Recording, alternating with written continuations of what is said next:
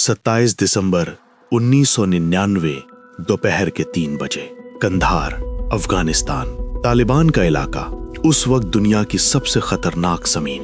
एक छोटा सा इंडियन गवर्नमेंट का प्लेन उतरा, दरवाजा खुला और एक आदमी नीचे उतरे। साधारण कपड़े, कोई सुरक्षा नहीं। चारों तरफ तालिबान के लड़ाके थे, tank, anti aircraft gun, AK-47 और उनके पीछे वो प्लेन खड़ा था जिसमें 176 जिंदगियां 3 दिनों से बंद थीं। उनका नाम था अजीत डोभाल, इंडिया के इंटेलिजेंस ब्यूरो के स्पेशल डायरेक्टर, जो अकेले उस जमीन पर उतरे थे जहां इंडिया का कोई दोस्त नहीं था। उनका एक ही मकसद था, उस प्लेन में बंद 176 लोगों को जिंदा वापस इंडिया लाना। लेकिन जो कीमत चुकानी पड़ेगी वो उस वक्त किसी को नहीं पता थी। 24 दिसंबर 1999 क्रिसमस की रात, काठमांडू से दिल्ली इंडियन एयरलाइंस IC-814 176 लोग, एक आम सी फ्लाइट। शाम के 5:30 बजे प्लेन उड़ा और 35 मिनट तक सब ठीक रहा। फिर 5 लोग उठे, चेहरे ढके हुए, हाथों में नाइफ और ग्रेनेड। एक पैसेंजर ने हाईजैकर का हाथ पकड़ लिया। उनका नाम था रूपन कटियाल, जो अभी अभी अपने हनीमून से लौट रहे थे। उन्हें वहीं चाकू मार दिया गया। केबिन में चीखें थीं और 176 लोग समझ चुके थे कि ये फ्लाइट दिल्ली नहीं जाएगी। पायलट ने दिल्ली को कॉल किया, मेडे मेडे, IC-814 हाईजैक्ड। प्लेन मुड़ा और अमृतसर आया। यहाँ प्लेन रोका जा सकता था, कमांडोज तैयार थे, रनवे ब्लॉक हो सकता था, लेकिन किसी ने ऑर्डर नहीं दिया। और 40 मिनट जमीन पर खड़े रहने के बाद वो प्लेन इंडिया की नाक के नीचे से निकल गया। वो मौका दोबारा नहीं आया। प्लेन अमृतसर से लाहौर गया, पाकिस्तान ने फ्यूल देने से मना कर दिया। फिर दुबई, फिर मस्कट, हर जगह प्लेन को उतरने दिया गया, लेकिन कहीं से कोई मदद नहीं मिली। आखिरकार 27 दिसंबर को प्लेन कंधार पहुंचा, तालिबान के कब्जे वाले अफगानिस्तान में। उन 4 दिनों में प्लेन के अंदर का माहौल बदल रहा था। पहले दिन डर था, दूसरे दिन थकान, तीसरे दिन एक अजीब सी खामोशी। 176 लोग एक दूसरे को देख रहे थे। कोई रो नहीं रहा था, कोई चिल्ला नहीं रहा था, बस बैठे थे, जैसे अंदर से टूट जाने के बाद इंसान बैठ जाता है। हाईजैकर्स ने खाना दिया, कभी कभी पानी दिया और हर कुछ घंटों में एक धमकी कि अगर डिमांड्स नहीं मानी गईं तो प्लेन उड़ा देंगे। और यहाँ आकर इंडिया की सबसे बड़ी मुश्किल शुरू हुई। तालिबान इस हाईजैकिंग में इंडिया की कोई मदद नहीं करना चाहता था, लेकिन हाईजैकर्स को रोकना भी नहीं चाहता था। तालिबान के लिए ये एक पॉलिटिकल गेम था और 176 इंडियन पैसेंजर्स उस गेम के मोहरे थे। दिल्ली में क्राइसिस मैनेजमेंट रूम में बैठे अधिकारी एक एक ऑप्शन देख रहे थे और हर ऑप्शन बंद हो रहा था। कमांडोज भेजो, तालिबान रोक देगा। प्लेन उड़ा दो, 176 लोग मर जाएंगे। कुछ मत करो, हाईजैकर्स और अग्रेसिव हो जाएंगे। उस रात दिल्ली में एक फैसला हुआ, नेगोशिएट करो। Delhi, prime minister's office. Atal Bihari Vajpayee, जो उस वक्त इंडिया के प्राइम मिनिस्टर थे, एक बंद कमरे में बैठे थे। सामने थी 176 फैमिलीज की लिस्ट, नाम, उम्र, घर के पते।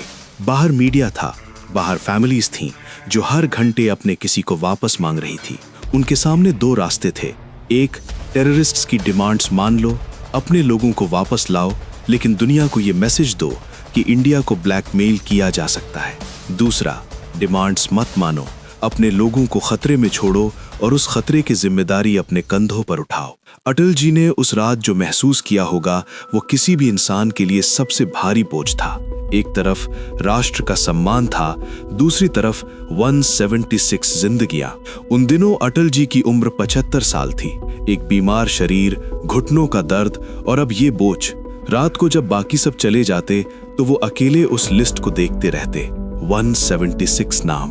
उनके पास ताकत थी, लेकिन रास्ता नहीं था, और यही एक नेता के लिए सबसे बड़ी बेबसी होती है। 27 दिसंबर 1999 डोभाल कंधार पहुंचे। तालिबान के अधिकारियों ने उनकी टीम को एक छोटी सी जगह दी, एक कमरा, एक वायरलेस सेट और बाहर तालिबान के लड़ाके। नेगोशिएशन शुरू हुई, लेकिन ये कोई नॉर्मल नेगोशिएशन नहीं थी। हाईजैकर्स की तरफ से डिमांड्स आईं, $200 मिलियन कैश और 36 टेररिस्ट्स की रिहाई। उनमें से एक नाम था जो बार बार आ रहा था, मसूद अजहर। डोभाल ने वायरलेस पर हाईजैकर्स से बात की, शांत आवाज में, बिना किसी पैनिक के। उनका काम था डिमांड्स को कम करना, एक एक करके। नेगोशिएशन का असली खेल ये नहीं था कि डिमांड्स कम करवाओ, असली खेल था हाईजैकर्स को ये एहसास दिलाना कि उनके पास वक्त है, जबकि वक्त असल में खत्म हो रहा था। डोभाल हर बातचीत को लंबा खींचते, एक डिमांड पर घंटों बहस करते। जब हाईजैकर्स थकते तो एक छोटी सी रियायत देते, और जब वो रियायत से खुश होते तो अगली डिमांड पर फिर घंटों। ये दिमाग का खेल था और डोभाल इसमें माहिर थे। लेकिन एक चीज थी जो डोभाल कंट्रोल नहीं कर सकते थे, दिल्ली का प्रेशर। हर रात दिल्ली से एक कॉल आती, कितना हुआ, कब होगा, फैमिली सड़कों पर है, मीडिया चिल्ला रहा है। और हाईजैकर्स ये सब जानते थे। आईएसआई उन्हें minute to minute Indian media की अपडेट्स दे रहा था, कौन सा चैनल क्या कह रहा है, दिल्ली में कितना प्रेशर है, फैमिलीज क्या मांग रही हैं। हाईजैकर्स नेगोशिएशन टेबल पर बैठकर डोभाल को इंडिया का प्रेशर दिखा रहे थे। जब डोभाल नेगोशिएशन टेबल पर बैठते तो सामने वाले को पता था कि इंडिया कितना टूटा हुआ है। 7 दिन डोभाल हर सुबह उठते, वायरलेस पर बात करते, डिमांड्स कम करवाते और रात को एक रिपोर्ट दिल्ली भेजते। $200 मिलियन की डिमांड हट गई। 36 टेररिस्ट्स की लिस्ट 36 से घटकर 20 पर आई, 20 से 10 पर आई, लेकिन एक नाम नहीं हटा, मसूद अजहर। उन दिनों डोभाल के चारों तरफ तालिबान के लड़ाके थे। कोई बैकअप नहीं, कोई कमांडो नहीं, कोई सेफ एग्जिट नहीं। अगर हाईजैकर्स ने कुछ कर दिया तो उनकी टीम के पास भागने की कोई जगह नहीं थी। और दिल्ली में अटल जी पर प्रेशर हर दिन पड़ रहा था। 31 दिसंबर आ रही थी, हाईजैकर्स ने डेडलाइन दे दी थी, उसके बाद वो पैसेंजर्स को नुकसान पहुंचाने लगेंगे। 176 फैमिलीज टेलीविजन के सामने बैठी थीं, हर ब्रेकिंग न्यूज पर कांपती हुई। उन फैमिलीज में एक थी रूपन कटियाल की नवविवाहित पत्नी, जो नहीं जानती थी कि उनके पति प्लेन में जिंदा है या नहीं। वो हर रात टीवी के सामने बैठती थीं, हर ब्रेकिंग न्यूज पर उठती थीं और हर बार स्क्रीन पर कांधार का नाम देखकर दिल थाम लेती थीं। उनके पति उस प्लेन में चाकू खाकर भी जिंदा थे, लेकिन ये बात उन्हें कोई नहीं बता सकता था। ये सिर्फ एक औरत की कहानी नहीं थी, ऐसी 176 कहानियां थीं।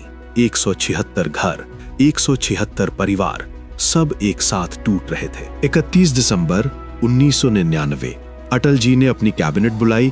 सामने 3 नाम थे, मसूद अजहर, उमर शेख और मुश्ताक जरगर। 3 टेररिस्ट्स जिन्हें छोड़ने की मांग थी। कैबिनेट जानती थी कि ये तीनों कितने खतरनाक थे, इन्हें छोड़ना एक बड़ी गलती होगी। लेकिन कैबिनेट ये भी जानती थी कि 176 लोग उस प्लेन में थे। अटल जी देर तक चुप रहे, फिर उन्होंने धीरे से कहा, हमारे पास कोई रास्ता नहीं है। वो 3 टेररिस्ट्स रिहा किए जाएंगे। उस रात जो फैसला हुआ वो इंडिया के लिए सबसे भारी फैसलों में से एक था। डोभाल को जब ये बताया गया तो उन्होंने कुछ नहीं कहा, बस एक लंबी चुप्पी थी। उस रात के फैसले का बोझ शायद सबसे ज्यादा एक ही इंसान ने उठाया। उन्होंने एक इंटरव्यू में बताया, हम वो नहीं कर पाए जो कि एक हमारे शक्तिशाली राष्ट्र को करना चाहिए था, इस हाईजैकिंग को रोकने के लिए, इस एयरक्राफ्ट को कंट्री से बाहर नहीं ले जाने के लिए। इसका एज ए नागरिक मलाल जरूर है। 1 जनवरी 2000 3 टेररिस्ट्स को एक प्लेन में बिठाकर कंधार भेजा गया और 176 पैसेंजर्स आजाद हो गए। लेकिन उस दिन जो आदमी कंधार की जमीन पर उतरा, उसका नाम था मसूद अजहर, जो एक ट्रेंड टेररिस्ट था जिसे इंडिया ने 1994 में पकड़ा था और जो 5 साल जेल में रहने के बाद उस एक हाईजैकिंग की वजह से आजाद हो गया था। मसूद अजहर के आजाद होने के 2 महीने के अंदर पाकिस्तान में जैश-ए-मोहम्मद बन गई और फिर दिसंबर 2001 इंडियन पार्लियामेंट पर हमला, Jaish-e-Mohammed. 2016 Uri attack, 19 Indian soldiers शहीद, जैश-ए-मोहम्मद। 14 फरवरी 2019 पुलवामा, सीआरपीएफ की बस पर सुसाइड अटैक, 40 जवान शहीद, जैश-ए-मोहम्मद। वो एक रात, वो एक फैसला, वो एक नाम, उसकी कीमत इंडिया ने अगले 20 साल तक चुकाई। 1 जनवरी 2000 कंधार, 176 लोग प्लेन से उतरे, थके हुए, डरे हुए, टूटे हुए, और वो उस प्लेन के अंदर गए। उन्होंने 176 लोगों को देखा जो 7 दिनों से उस कैबिन में बंद थे। उन्होंने एक इंटरव्यू में बताया, और सारे के सारे पैसेंजर्स को मैंने ये कहा था, हाईजैकर्स भी वहाँ पर थे, कि आप लोग आज़ाद हैं और भारत की सरकार और भारत देश पूरा आपके साथ है और हम आप लोगों को यहाँ से सुरक्षित ले जाएंगे, है ना। उसके बाद जब मैंने उनसे कहा कि बोलिए भारत माता की जय या जय हिंद, तो उन्होंने रिस्पॉन्ड नहीं किया। मुझे इस बात का ज़रूर मलाल था कि ये लोग इतने डरे हुए थे। वो खामोशी सिर्फ डर की नहीं थी, वो उस थकान की खामोशी थी जो इंसान को तब होती है जब वो 7 दिन तक ये नहीं जानता कि वो घर लौटेगा या नहीं। और वो जो 7 दिन तालिबान की जमीन पर अकेले खड़े रहे, उन्होंने उस खामोशी को समझा। शायद इसीलिए वो कुछ नहीं बोले। ये खामोशी सिर्फ उन 176 लोगों की नहीं थी, ये उस पूरे वक्त की खामोशी थी जब इंडिया के पास ताकत थी लेकिन रास्ता नहीं था। जब एक आदमी अकेले तालिबान की जमीन पर खड़ा था और उसके पीछे पूरा देश बेबस था। सोचिए, अगर वो प्लेन अमृतसर में रुक जाता तो मसूद अजहर कभी आजाद नहीं होता, पुलवामा नहीं होता, वो 40 जवान घर लौटते। एक ऑर्डर, एक मौका, एक रात, इतिहास बदल सकता था। आज भी ऐसे फैसले होते हैं, बंद कमरों में बिना किसी को बताए, और उन फैसलों की कीमत हम सब चुकाते हैं। अगर वीडियो पसंद आए तो लाइक करें और ऐसे ही वीडियो के लिए चैनल सब्सक्राइब करें। मिलते हैं अगली वीडियो में। जय हिंद, जय भारत।